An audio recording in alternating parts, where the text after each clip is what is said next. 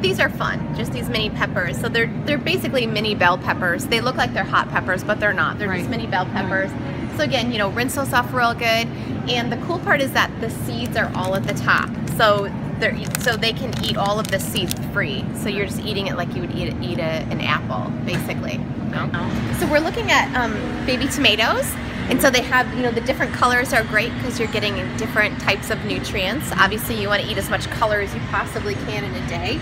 So by mixing up the red and the yellow tomatoes too, it makes it interesting to look at.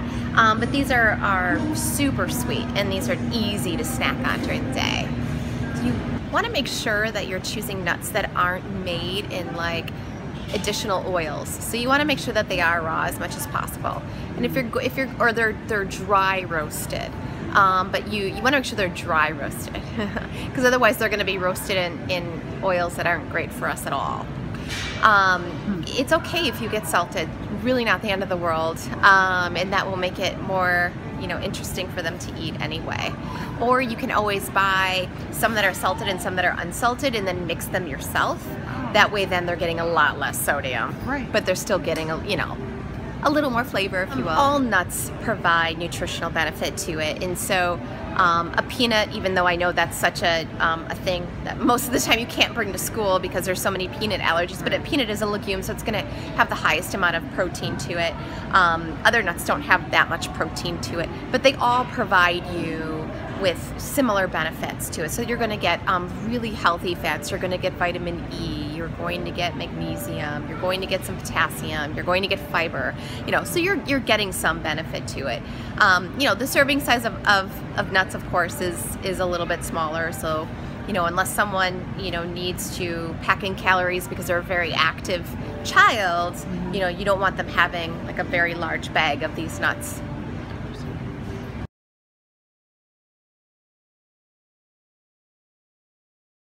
The aisle that seems to be the most popular for moms, and this is why, because around you there's just nothing but convenience. Everything's already packaged. Yeah, it's easy.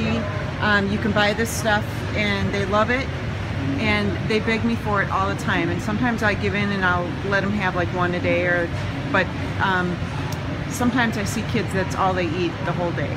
Yeah. Tell me why that's not a good idea. As somebody who grew up on that myself, why is it bad to just eat packaged, processed carbs? Well, I mean, with this type of thing, I mean, there's just no nutrition, you know. I mean, you're literally eating flour, you know, oil and salt. That's all you're eating. So you're just not getting any nutrition, which is why we can eat tons of this stuff and never feel full because our cells aren't getting what it needs. So your body's going to constantly remain hungry until you get the nutrition you need. Right. So I mean, you're just eating, you know, calories, but you're not getting any nutrition from it.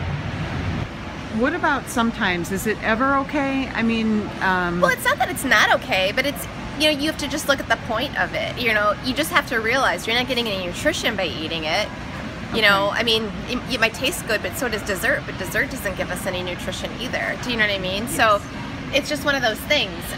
You know, the cool part about something like a goldfish, though, is that the serving size is like 46 goldfish for like 100 calories. So, you know, at least you're getting, it looks like you're getting a large volume of senseless food, but you know, you know, I mean, again, it's not like it's the worst thing in the world. It's just putting it in perspective, you know. I mean, you know, it's okay to not always eat nutritive. It's just understanding that we're literally not getting anything from it, though. And that you're going to remain hungry all the time, you know, or you're going to start to get ornery when you don't get the nutrition you need, because your brain needs vitamins, you know.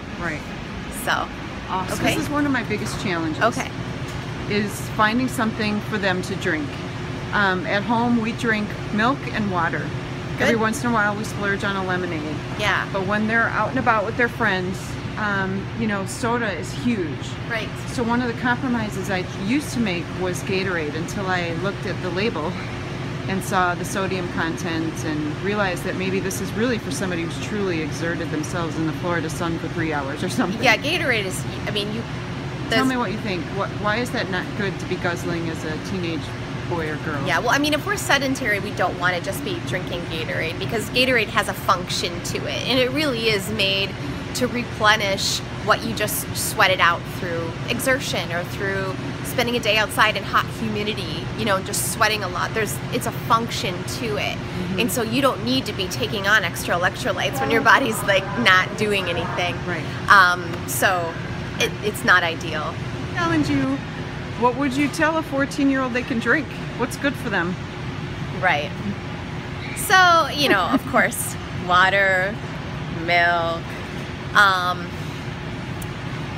I'm not a fan of anything other than that. So I would say like unsweetened teas. You know, again, I know that's, I mean, it's not going to bode very well when you have so many other options. Look at the aisle that you're in, yeah. It's hard to, you know, I mean, they're just drinking sugar drinks then, or if they're not, then they're drinking artificial sugar drinks. So,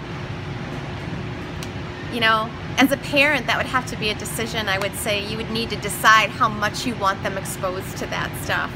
So it's difficult to talk about choosing a beverage with an artificial sweetener in it, because they all are going to have their pros and cons, and whatever you look at it, it's still artificial.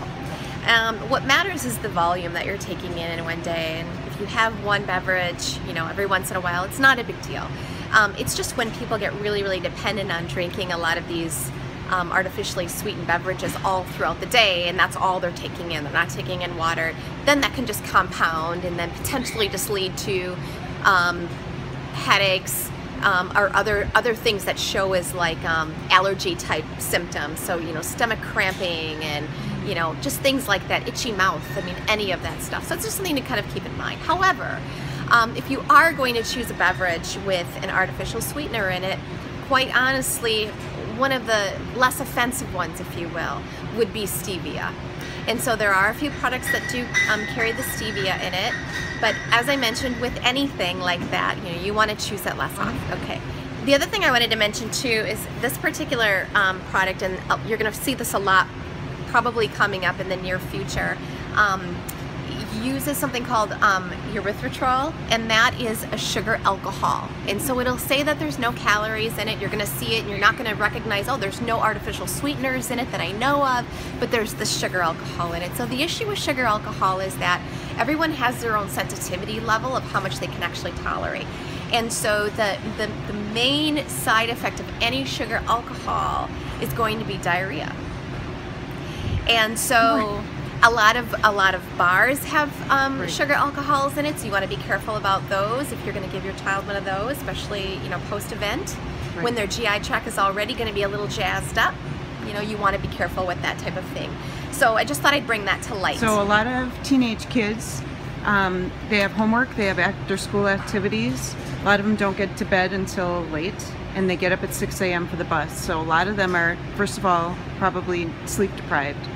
And so you can imagine, one of the things that I hear a lot about is Starbucks. Very common. Probably 70% of the student population in high school drinks it, going as young as 6th grade. And then this is huge because this can be thrown into a backpack, no problem. Parents are buying this. What do you think about energy drinks and caffeine drinks for kids, high school kids? First of all, if there could be a huge dislike button on here, I would whack it. Period. But in talking about kids in particular, you know, they don't need stimulants, and if they're tired, it really is getting on a better sleep pattern, a better sleep regime. You know, it's making sure there's enough wind down time so they are going into more quality sleep and getting that. There's no reason why a kid too, who has a tremendous amount of energy, should need to rely on something to get them through a day. It's just not. This stuff is dangerous. It's a stimulant. It is something that's going to activate the nervous system, and for, you know, a small child that could already be hyperactive anyway, I mean, it's just not a good thing.